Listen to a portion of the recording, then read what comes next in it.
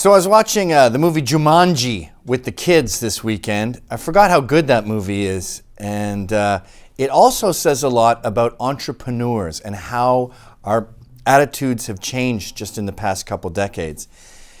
Back in the mid-90s, we still had reverence for the entrepreneur. We still acknowledged the individual, or what Michelle Malkin calls the tinkerpreneurs, who built the Western world.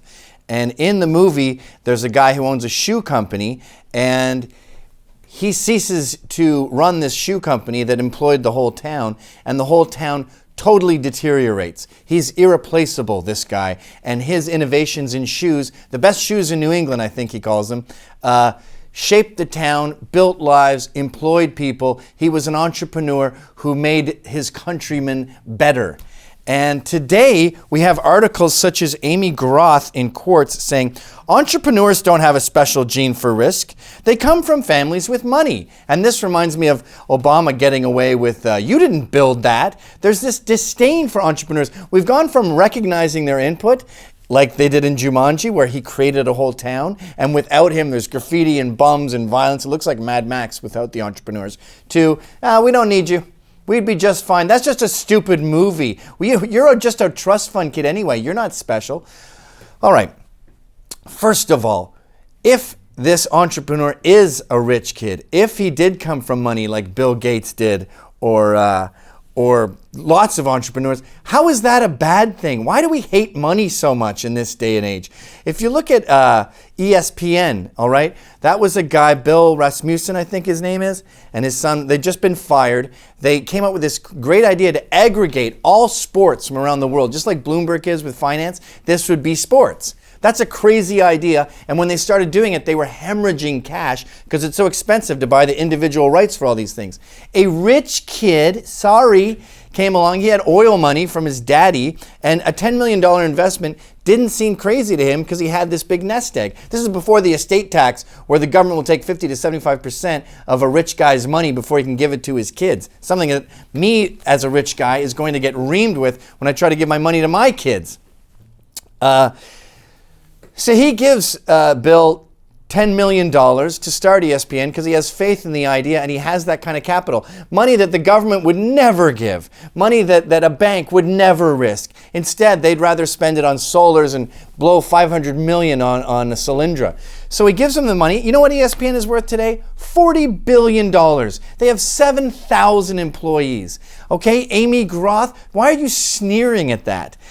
When I see entrepreneurs build something, I'm in awe of it. The Roebling Bridge is by my place up in the Catskills by John Roebling, I believe his name is. He also built the Brooklyn Bridge. When you look at this thing, when you go under it in a canoe, you look up and you see these big, I think they're 8x8 beams of wood. It's the oldest wire suspension bridge in the world. It used to be an aqueduct and now it's just used for cars.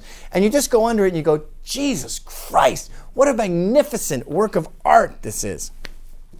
I feel the same way about my dream boat here, my first love, my Maglite. It's hard to explain to women the intense love we feel when we hold a fancy flashlight.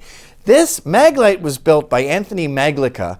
He was a Croatian refugee who lived in the worst place in the world. Even for Croatia, it was bad. It was some tiny island I forget the name of, and he escaped after World War II, or during, I can't remember. The guy busts his ass as hard as he did back there in America, but instead of it going to waste and being stolen by Nazis and Italian soldiers, he builds this massive company that starts from tool and die into this incredible flashlight that saves lives. Cops, he's got framed letters all over his office of cops saying, thanks to your awesome, huge, heavy light that always works. I could see a guy who was about to shoot me, got out of the way and escaped his bullet. He's got the FDNY saying, our fire truck ran over your flashlight on cement and I used it right after. It worked great. This guy's saving lives. Revere him, Amy. Don't scoff at him. He did build that.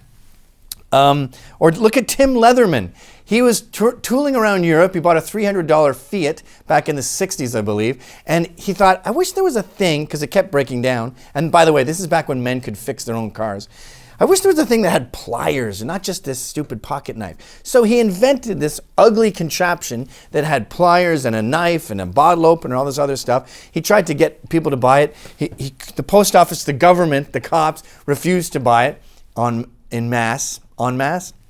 And so he did mail order catalogs. He kept trying and it blew up. And now it's a massive corporation. I'm madly in love with mine, as you can see here. You carry it with you, and every day you have your Leatherman on you, especially if you're in the country, you're shocked at how many times you use it every day. These are entrepreneurs. These are the people we need. These are the people who built the Western world. 2/3 of the world's billionaires are bootstrap billionaires. In the Forbes top 500, there was more bootstrap billionaires than ever before. Self-made men.